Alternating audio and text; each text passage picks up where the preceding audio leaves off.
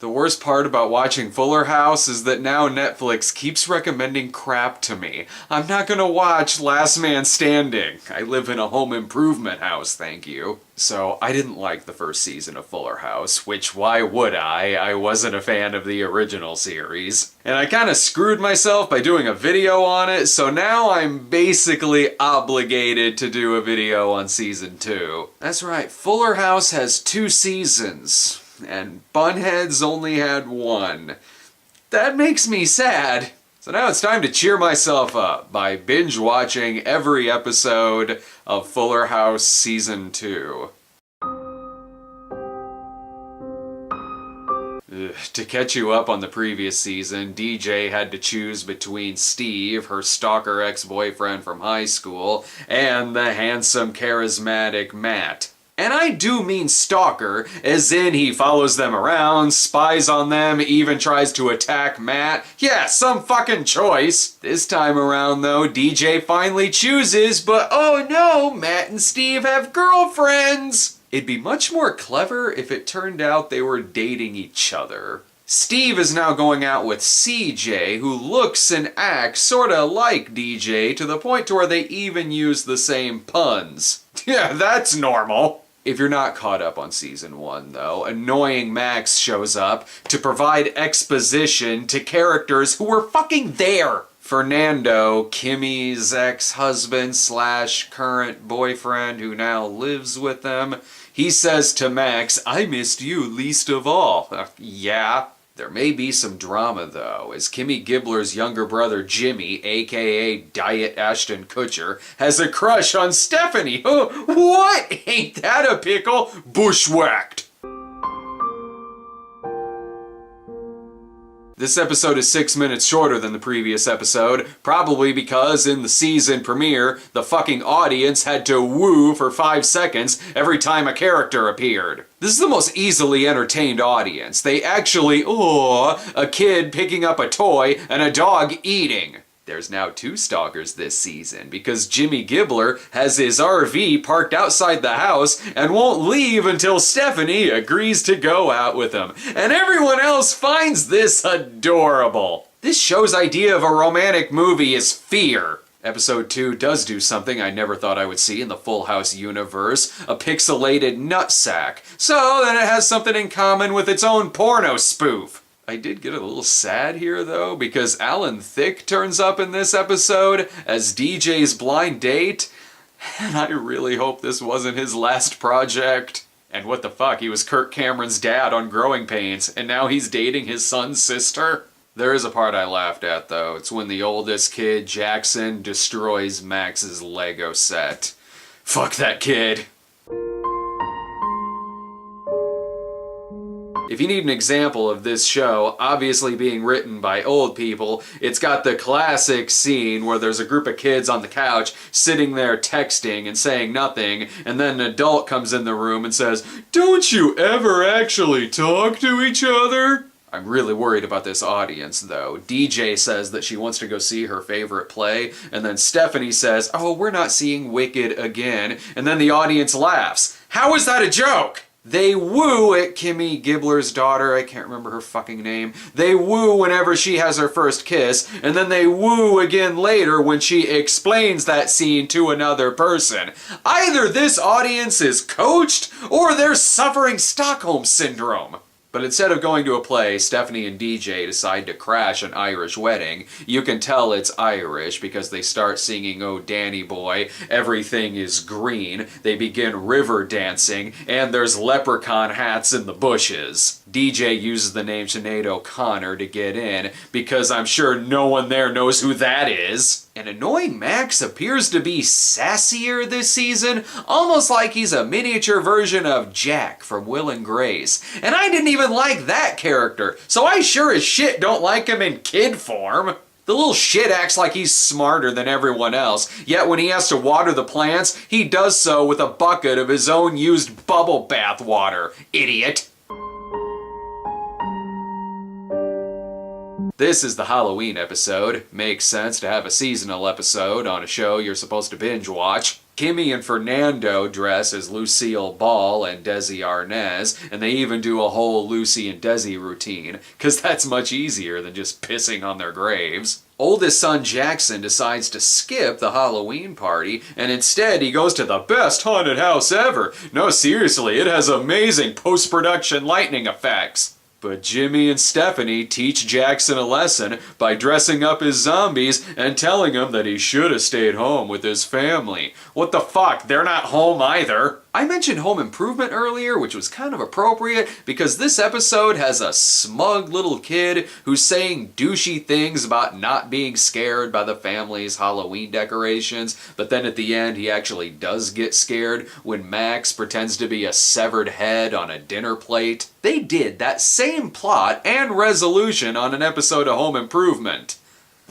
I should just be watching Home Improvement right now. You know you're in for a good time when the episode opens with Max walking indoors with a wagon full of chickens. This plays into the plot. He tosses a corn cob to the dog, who swallows it and has to go in for surgery. So Max is annoying, and he almost killed the dog. There's another special guest this time around, though. It's Bruno from Dancing with the Stars. I had to pause the episode to find out who that was. What a shock. Fuller House and Dancing with the Stars have the same audience. Speaking of audience, this studio audience gasped at a sight of a chicken walking and a dog fetching, as if they'd never seen that before. This show is why we are all going to get the 2017 that we deserve. Oh, and 5 episodes in, and Max has yet to say his terrible catchphrase from season 1, "Holy chalupas!" And I still hate him. It's the Thanksgiving episode. It's like it was just Halloween an hour ago. I was originally thinking that I wish some of the original cast would come back, but then Bob Saget walked in dressed like a white rapper and saying shit like, "What up, my peeps? What's crack-a-lackin'?" Uncle Joey arrives with 4 annoying kids who tear shit up and spout out more catchphrases. This show needs more annoying kids like the world needs more crack. And John Stamos is nearing his 30th anniversary of being too good for this shit. This is one of the worst episodes of this show. Oh, I almost forgot. DJ is now officially dating Matt, which makes Stalker Steve super jealous, to the point to where he accidentally calls his girlfriend DJ several times. That's not normal! Max still has his chickens and his outdoor farm, because that's a story arc that needed to carry over multiple episodes. Fans of the original series will be super excited for this episode. The girls' band Girl Talk gets back together. They even flash back to a Girl Talk episode because it's important to show you that this universe was always shitty. Need more jokes written by old people? DJ is playing the drums and does so by color coordinating them with her rock band drums. Otherwise, she won't know how to play. That's how that works. And there's some subplot about Gibbler's daughter Ramona, I remembered her name, being mad because an embarrassing video got put online. But she really has nothing to be upset about because the video making fun of her has 0 likes and a shit ton of dislikes. And there's a douchey teenager named Popco, cause that's a name. But bad influence Gia is back to play in Girl Talk. She tempts DJ and Stephanie with a vape, and it makes the audience go, ooh. Yeah, they're almost 40. No joke, I took a break in this episode to pay the garbage bill because trash was more appealing to me. The plot line with Max and his organic farm wraps up when he loses the science fair. So that was worth the 3-episode arc. Here's an episode that reminds you that there are better things you could be watching because it actually starts shilling for Netflix about halfway through. A character says, "Isn't TV without commercials great? I'd pay a monthly subscription for something like that." Yes, thank you for reminding me that Netflix put this out, so I can cancel my membership. Also, I know what Netflix is. What the fuck do you think I'm watching it on? And no, I'm not really gonna cancel my membership. They have Gilmore Girls and Friends. This episode features the line, "Nice overalls, Oshkosh bagosh," and then has the balls to later on say, "You're pandering to the lowest common denominator." It features Stephanie's music video, not once, not twice, but 3 times, and at one point replaces the footage with a dog and a baby. This audience is why shitty baby videos always won on America's Funniest Home Videos. This episode begins with a baby jamming his fists on a toy piano.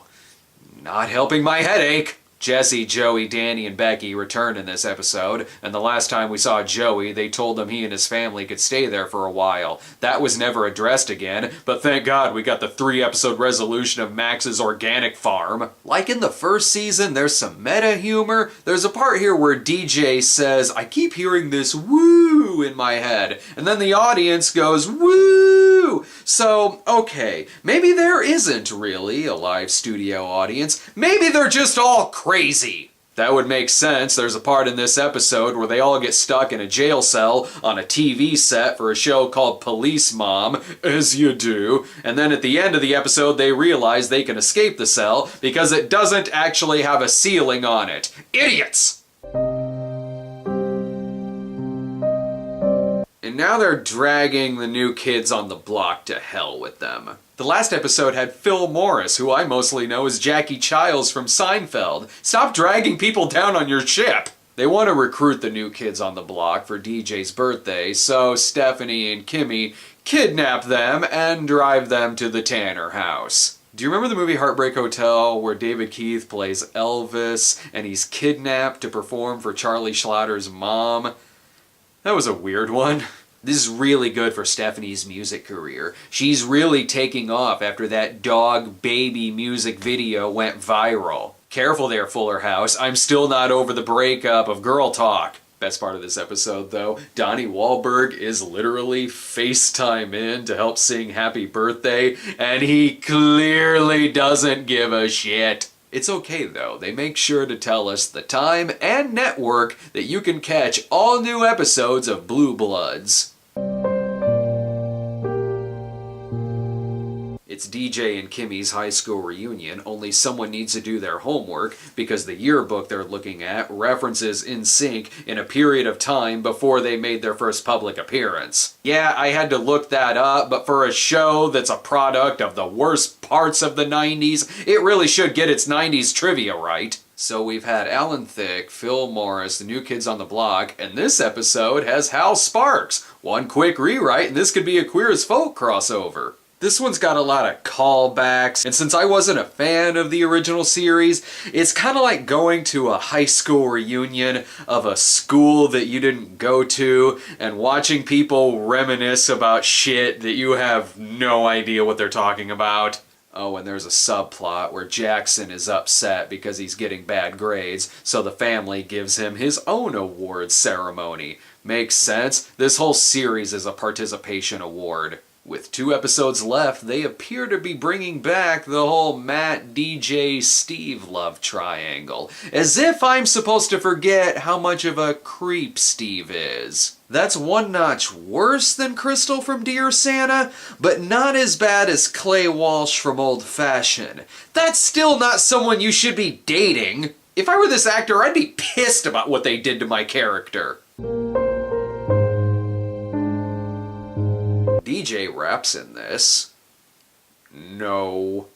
And you thought the Christmas season was over, but when it's a binge-watching series, it could be Christmas anytime. Love is in the air this Christmas. They all go see the Nutcracker, and you best believe there's a nutshot joke. Max falls in love with CJ's daughter Rose, and their favorite movie is Titanic. Get it? The girl's name is Rose, and Max gives her a necklace, and the girl is like, "Ooh, just like the one from Titanic. I sure am glad they keep mentioning the movie's name, otherwise I wouldn't know what they're referencing." And in the script was written by Old People Department, we have the line, "Why tell a whole story? That's what emojis are for."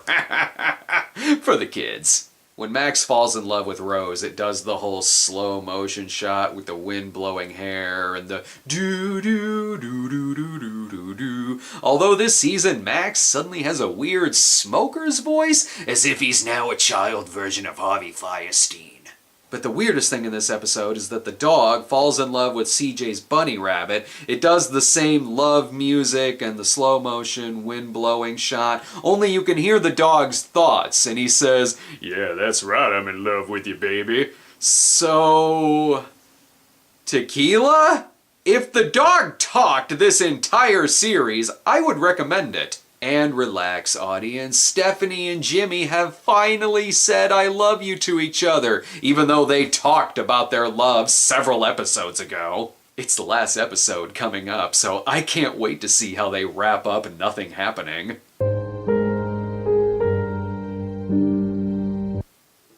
Thank Christ.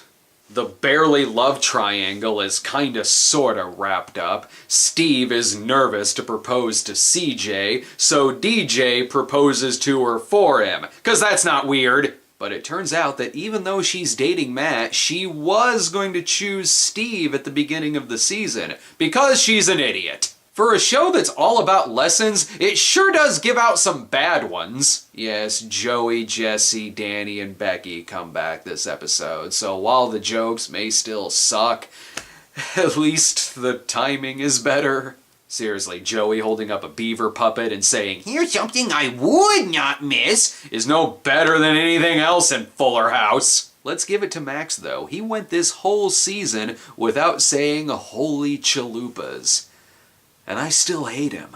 A subplot in this episode has Jackson trying to ditch Max at the New Year's Eve party. Good, just throw a little fucker out the window. Max's girlfriend actually tells him that he practices the thug life. Max is about as street as Sheldon Cooper. So what's better, Season 1 or Season 2?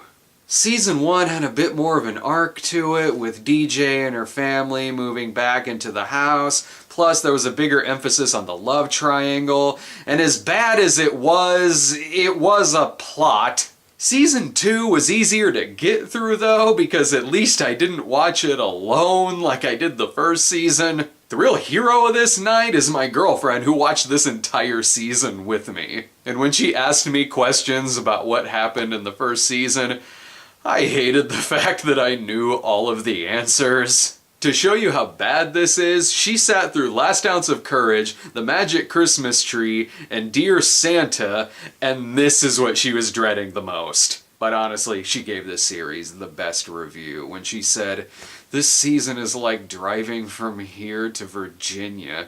It's really, really, really long, and the hardest part is the final stretch."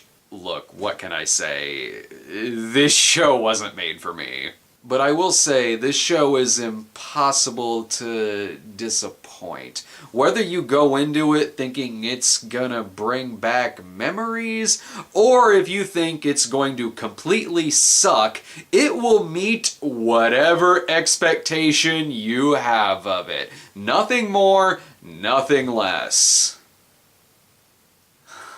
This show sucks.